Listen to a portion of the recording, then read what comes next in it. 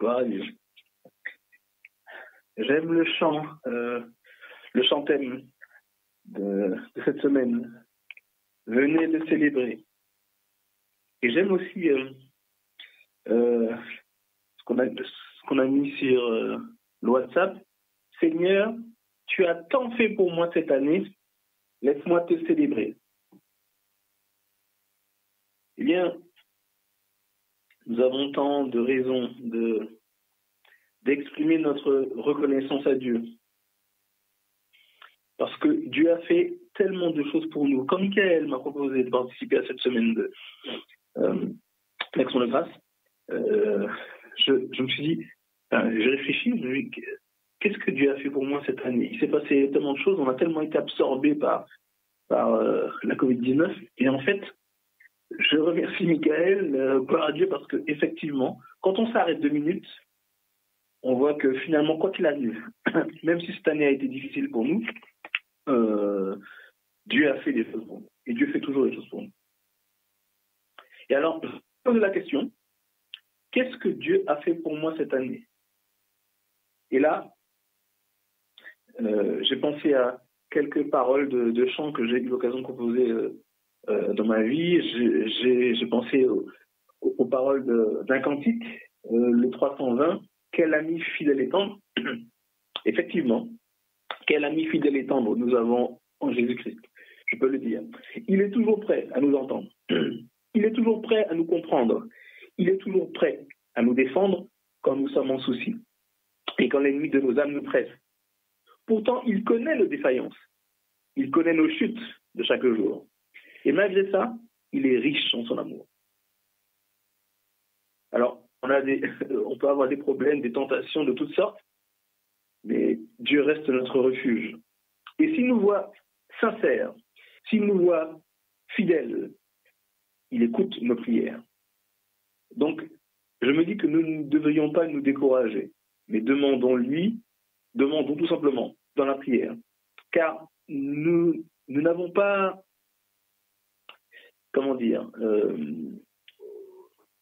je dirais que nous avons un ami, Jésus-Christ. Il est là.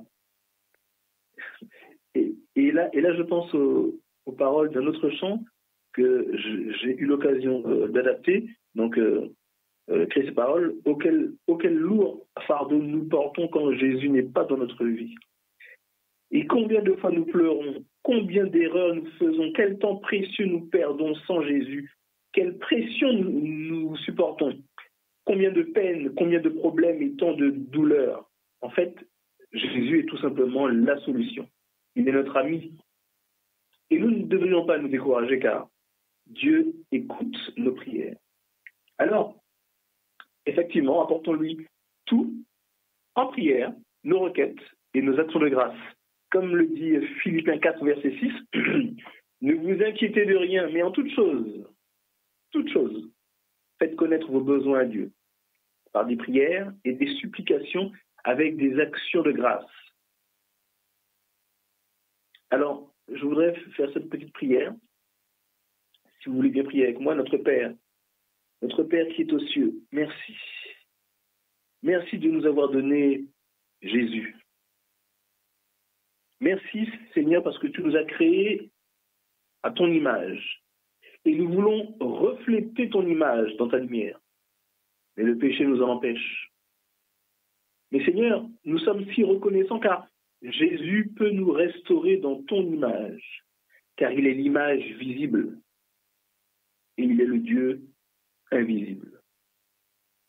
Alors Seigneur, accorde-nous ton Saint-Esprit, s'il te plaît, durant toute cette soirée et durant cette nuit. Nous voulons élever le nom de Jésus-Christ et que toute la gloire te revienne. Amen.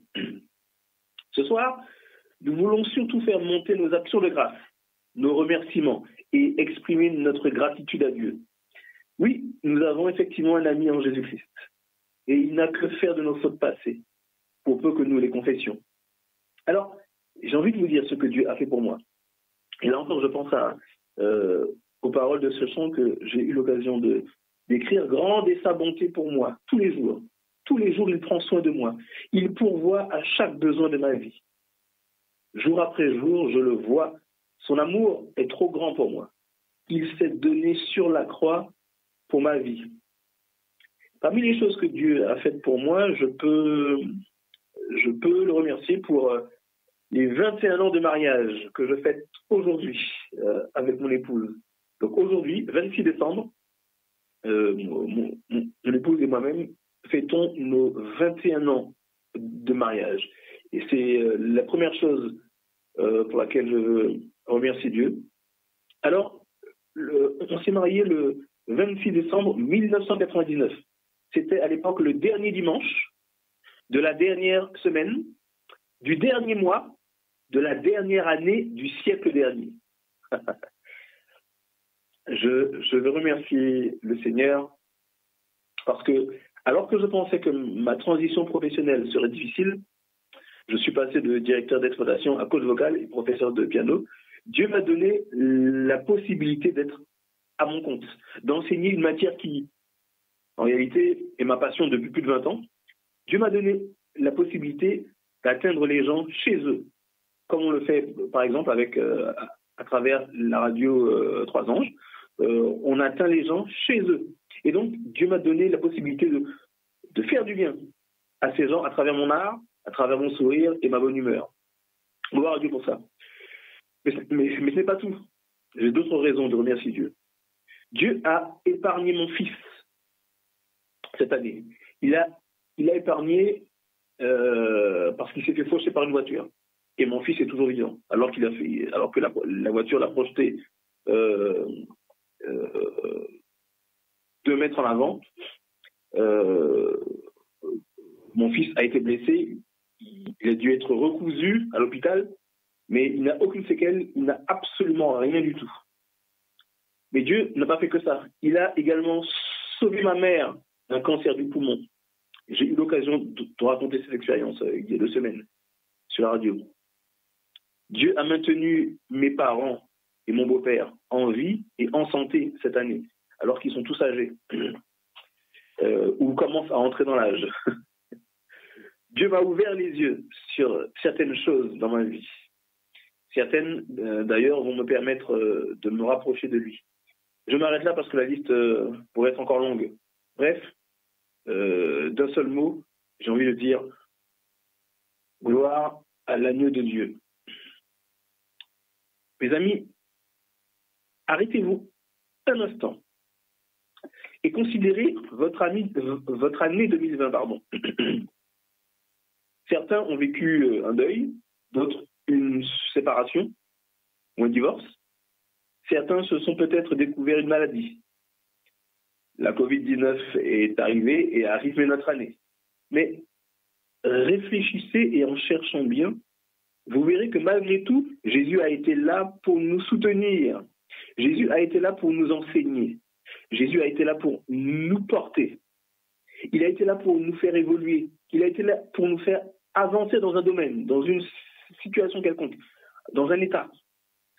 Et en réalité, Dieu est toujours là pour nous. Il n'est jamais très loin. Il veille. Il attend la moindre occasion pour se révéler. Certes, en son temps, qui n'est pas le nôtre, certes, à sa manière, qui n'est pas la nôtre, c'est vrai. Mais Dieu agit. Il agit de manière démonstrative ou de manière discrète.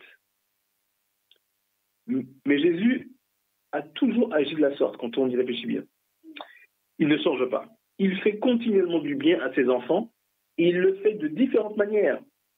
Si on considère certains miracles de Jésus dans Matthieu 9 au verset 20, on peut trouver une histoire, celle de la femme atteinte d'une perte de sang. C'est une histoire qui est relatée dans Matthieu 9 verset 20 et dans Luc 8 au verset 43. Et donc, dans la partie de Matthieu 9 au verset 20, Jésus n'était pas en chemin pour guérir cette femme. Hein. Jésus était en chemin pour guérir la fille de Jairus, qui était un chef des Juifs. Et donc, Jésus est capable de faire pour vous des choses qui ne sont pas prévues, puisqu'il était en chemin pour aller chez Jairus. Et c'est sur le chemin que cette femme a osé toucher le bord du vêtement de Jésus. Et donc, sa perte de sang s'est arrêtée, tout simplement. Alors, dans Matthieu, il nous est relaté la parole suivante. Jésus a prononcé des mots. Il a dit à cette femme, prends courage, ta foi t'a guéri. Et pour la fille de Jairus, il n'a pas parlé, hein. Il a pris sa main. Donc voilà deux manières différentes de faire. Mais Jésus a d'autres manières d'agir. Et si on considère Marc 7, versets 24 à 30, c'est l'histoire de cette femme syrophénicienne, donc une femme cananéenne, qui demande donc la guérison à Jésus pour sa fille, qui est possédée d'un démon. Et Jésus a cette phrase particulière, bizarre, en apparence insultante, où il dit à ses disciples qu'il n'est pas venu pour les païens, mais qu'il est venu pour les Juifs. Et donc, que le salut vient des Juifs. Et il dit à cette femme qu'il n'est pas bon de donner aux chiens, aux petits chiens, la nourriture des enfants. Et donc, cette femme qui est syrophénicienne, donc qui a l'habitude de vivre avec des petits chiots, donc pour elle, les chiots sont affectueux, mais pour les Juifs, c'était différent. Et donc, cette femme fait cette réponse extraordinaire. Elle dit à Jésus, mais les petits chiens, eux, ramassent les miettes qui sont sous la table. Et là, Jésus se montre extrêmement psychologue, puisqu'il s'est adapté à cette personne qui était cananéenne et qui avait l'habitude de vivre avec les petits chiens, et qui ne les considérait pas comme les considéraient les Juifs.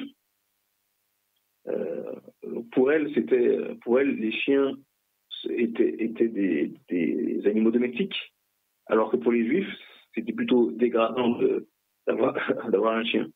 Et donc, Jésus a voulu montrer l'exemple et montrer aux Juifs qui l'entouraient qu'une femme étrangère, cananéenne, était capable d'avoir encore plus de foi qu'eux et encore plus d'humilité. Et donc, Jésus a montré cette capacité à s'adapter. Et donc, Jésus peut s'adapter aisément à ta situation. Il n'a fait que prononcer cette parole. Va, le démon est sorti de ta fille. Il n'a pas dit à cette femme que le démon va sortir ou que sa fille va être guérie. Non. À l'instant où il a parlé, sa fille était déjà guérie. Une autre manière de Jésus, pour Jésus de fonctionner, on peut dire cette histoire dans Marc 7, au verset 31-37.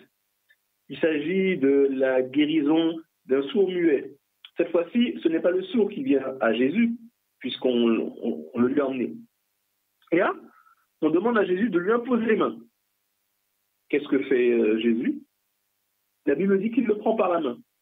Il le prend à part, loin de la foule. La Bible dit qu'il lui met les doigts dans les oreilles et lui touche la langue avec sa propre salive. Donc, il s'agit d'un sourd muet. Il lui met les doigts dans les oreilles et lui touche la langue avec sa propre salive.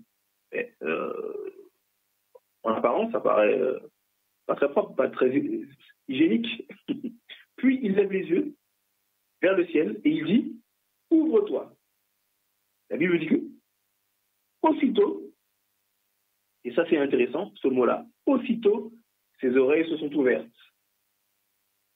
Sa langue s'est déliée et la Bible dit qu'il parla très bien. Et donc, Jésus est capable d'agir immédiatement. La Bible dit aussitôt, ses oreilles se sont ouvertes. Aussitôt, sa langue s'est déliée. Et donc, il parla très bien.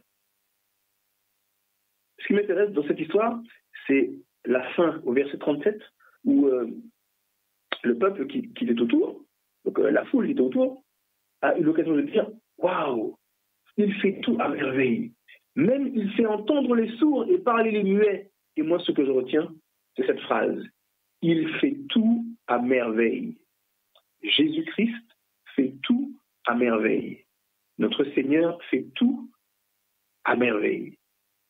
Il y a encore cette histoire de la guérison d'un aveugle. à Bethsaïda. On peut la lire dans Marc 8, versets 22 à 26.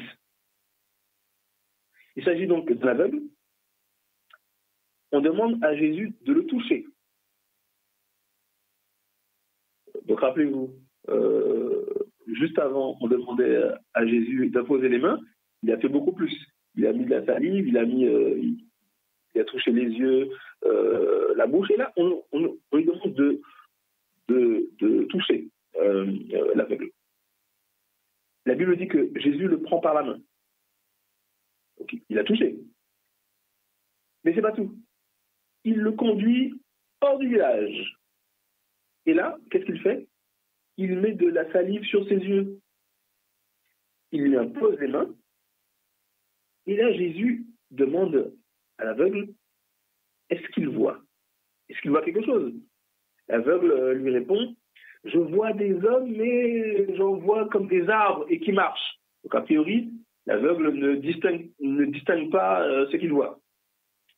Et la Bible dit que Jésus lui mit de nouveau les mains sur les yeux. Et alors là, j'ai trouvé ça intéressant. Jésus lui mit de nouveau les mains sur les yeux. Et en général, Jésus parle et la chose s'exécute. Jésus touche et les gens sont guéris. Et là, Jésus lui mit de nouveau les mains sur les yeux. Une autre manière pour Jésus de fonctionner. Jésus s'y est pris à 2 reprises. Et à ce moment, l'aveugle a vu tout ce qui était autour de lui distinctement. Jésus lui a indiqué de ne pas entrer au village parce que ce n'était pas encore son heure. Il ne voulait pas que tout le monde sache qu'il avait fait ce prodige. Bon, il est intéressant, chers amis, de voir à quel point Jésus est capable d'opérer des miracles et d'agir à chaque fois différemment. Et je vous prends cette dernière histoire des 10 lépreux que vous pouvez trouver dans Luc 17, les versets 11 à 19. Et donc, Jésus se rend à Jérusalem. Il choisit de passer par la Samarie, donc entre la Samarie et la Galilée. Et là, en entrant dans un village, 10 lépreux viennent à Jésus. Et ils lui crient Jésus, maître, aie pitié de nous. Et donc, dès que Jésus les voit, il leur dit d'aller se montrer au sacrificateur. Et sur le chemin, en y allant, les 10 lépreux ont été guéris. Alors, pour ceux qui connaissent l'histoire, il n'y en a qu'un seul sur les 10 qui est revenu pour remercier Jésus. Et donc, Jésus a fait remarquer que sur les 10 qui ont été guéris, il n'y en a qu'un seul qui est revenu, et c'est celui qui était étranger, qui était samaritain. Là encore, une autre manière pour Jésus d'agir. Et donc, nous voyons que Jésus a eu l'occasion de faire du bien en parlant, avec la parole, en agissant, en touchant, même en mettant sa salive sur ou les yeux ou la bouche. Et bref, Jésus a agi de différentes manières. Donc Dieu agit de différentes manières. On sait qu'il agit. Il est capable de faire énormément de choses et de manière totalement différente. C'est pour ça qu'il faut lui faire confiance et ne pas être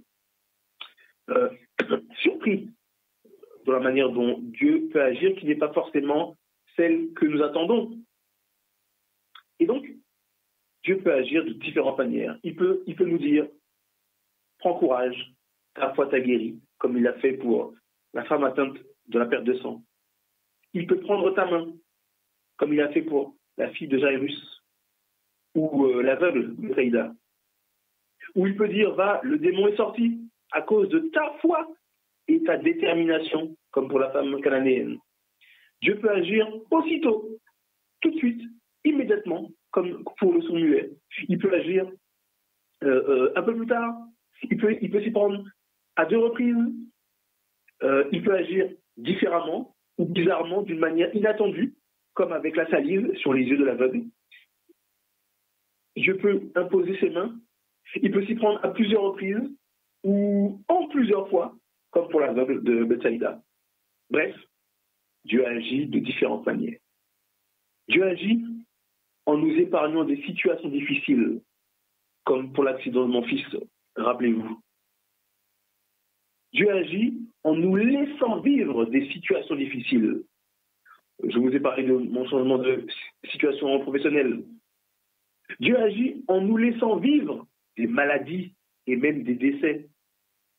Comme pour ma mère, à qui il a permis de vivre cette maladie, ce cancer, dont elle a été délivrée, dont elle est en train d'être délivrée.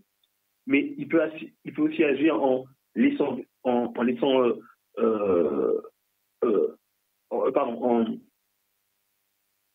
permettant qu'il y ait des décès autour de nous, dans notre famille.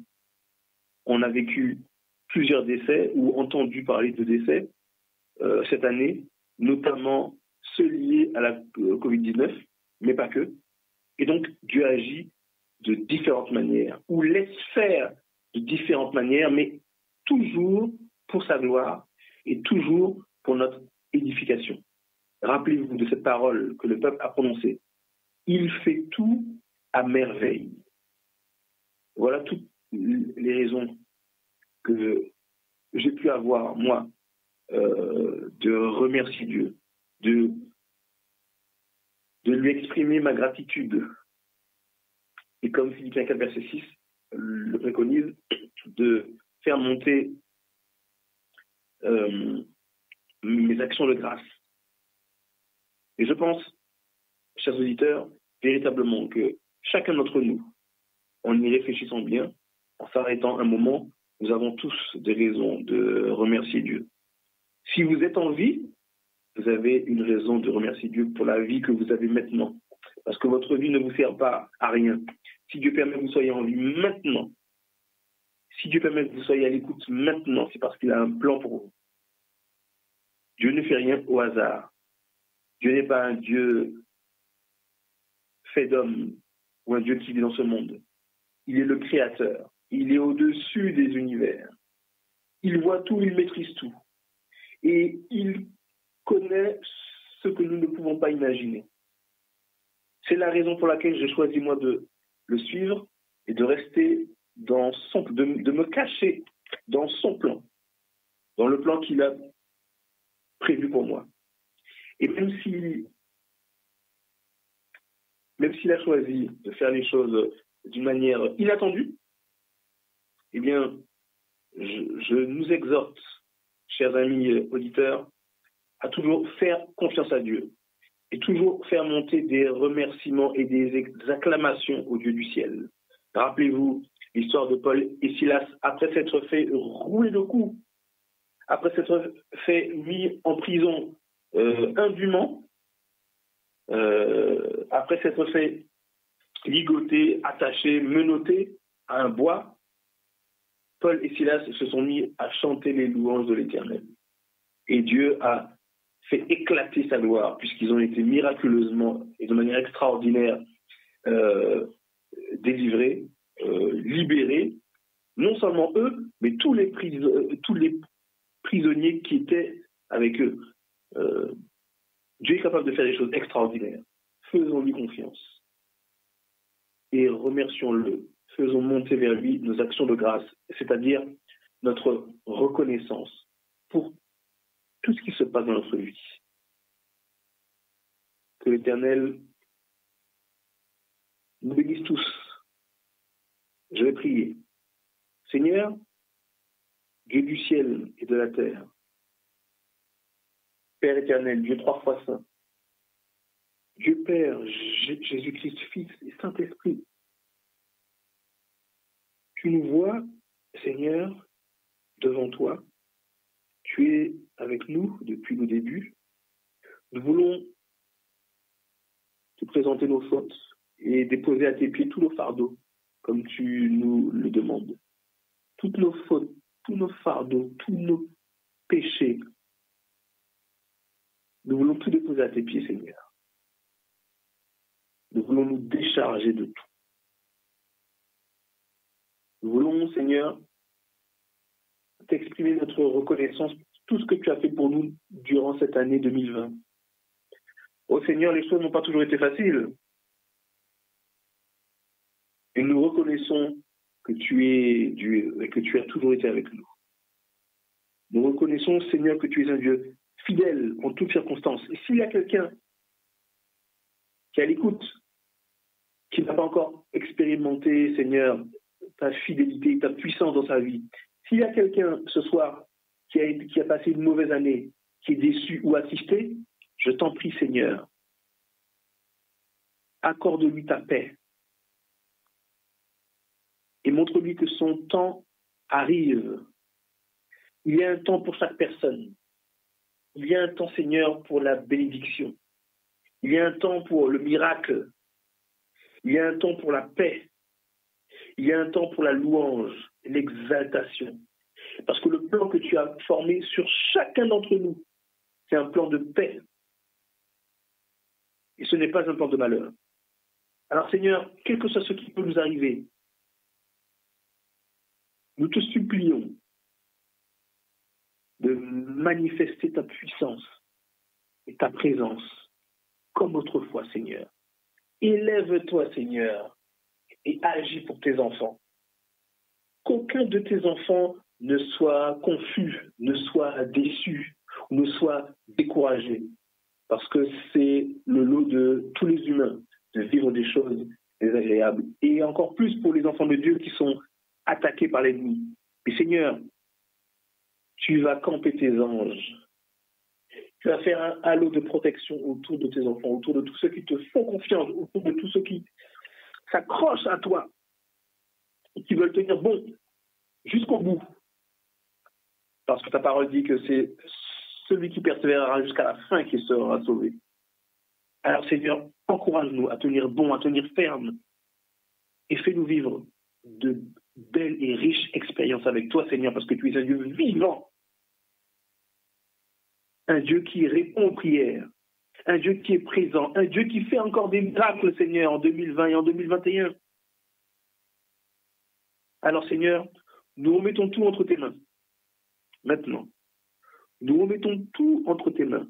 Notre vie, nos projets, nos réflexions, notre volonté.